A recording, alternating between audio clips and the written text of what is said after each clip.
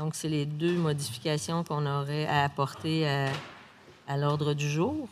Donc, vu que Mme Chabot est arrivée, je vais faire la proposition. Mme Chabot, êtes-vous Donc, d'accord proposé par M. Marc Deneau, appuyé par Appuyé. M. Pierre Havard. Madame la Présidente, j'aimerais faire une proposition de modification à l'ordre du jour.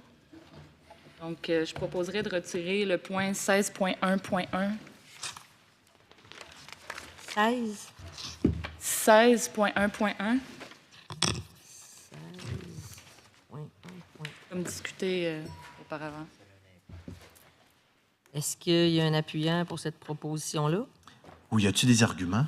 Peut-être entendre le pourquoi. M. Boutin? Bien, je pense que je vais appuyer Mme Baudin, puis je vais laisser les citoyens pouvoir s'exprimer sur ce sujet. Mes collègues seront au fait de ça, puis s'il y a une discussion à avoir, on pourra la faire, mais au moins, on aura donné la chance aux gens de s'exprimer, si ça vous Mais va. le point de Mme Baudin, c'est de retirer le point. Oui, bien, le retirer pour le ramener peut-être éventuellement une autre fois, mais pour aujourd'hui, c'est de retirer. Donc, c'est de le On reporter. va le reporter finalement au 1er de septembre, peut-être. Indication d'adoptant. OK. Alors, on reporterait le point 16.1.1. Alors, Thierry Notens, 3285 Peter McClellan, arrondissement de Bromptonville. Alors, Monsieur le maire, Mesdames, Messieurs les conseillères et conseillers, alors nous sommes plusieurs citoyens du secteur du chemin des Écossais rassemblés ici ce soir afin de vous demander de ne pas adopter purement et simplement le projet de règlement 1008. Je dois dire que le report de l'adoption du projet de règlement est une mesure que nous apprécions. Alors, pourquoi nous demandons que ce règlement-là ne soit pas adopté? C'est tout simplement par la mise en œuvre d'un principe de précaution. Et je m'explique, ce qui permettra aussi de répondre aux interrogations légitimes du conseiller, M. Deneau. Alors, le projet de règlement 1008 ouvre la porte à un développement domiciliaire de 75 maisons le long du chemin des Écossais, dans un secteur qui n'est ni desservi en aqueduc, ni desservi en égout, et un secteur qui ne sera desservi ni en aqueduc, ni en égout, qui ne le sera pas à court terme non plus. Alors, 75 maisons en plein champ, c'est proprement énorme. 75 maisons sans service aucun entre la zone agricole permanente et la ceinture verte du schéma d'aménagement, c'est quelque chose qui est absolument considérable. Or, on ne sait pas du tout si la nappe phréatique sera en mesure d'encaisser un développement aussi important. Nous avons lieu d'être fort inquiets pour la pérennité de nos puits de surface et de nos puits artésiens. Des puits de surface se sont déjà épuisés par le passé dans le même secteur. Nous sommes inquiets à plus forte raison que lors de la séance d'information du 11 juillet dernier, les conseillers présents ont eu la franchise, et je le souligne, ont eu la franchise de signaler que cet enjeu de la capacité des eaux souterraines ne leur avait pas été signalé ou n'avait pas été porté à leur attention. Alors, pour bien comprendre ce dont il retourne, un petit détour par le schéma d'aménagement s'impose.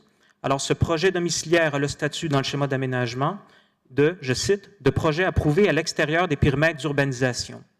Vous trouverez la liste de ces projets au tableau 17 de la rubrique 5.4 de la page 67 du schéma d'aménagement de la ville de Sherbrooke. Alors, je vous demanderai, d'ici la prochaine séance où le projet de règlement 1008 sera à l'ordre du jour, d'au moins aller consulter cette partie du schéma d'aménagement parce que c'est fort instructif.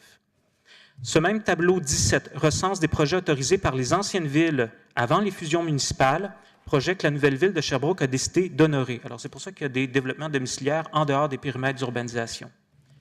Évidemment, si on se retrouve avec de tels projets, ce n'est pas la faute du conseil actuel, bien entendu.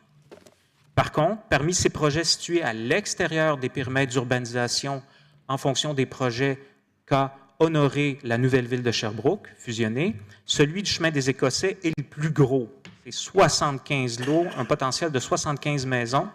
C'est le plus gros et le plus mal desservi. Il n'y a ni aqueduc ni égout.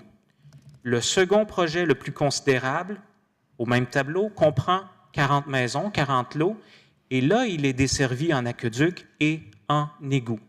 Alors, on s'entend que le projet de règlement 1008 en matière de gestion et de bonne gestion du territoire n'a absolument rien d'anodin. J'en profite aussi pour citer la page 66 du schéma d'aménagement, un document auquel j'aime beaucoup me référer.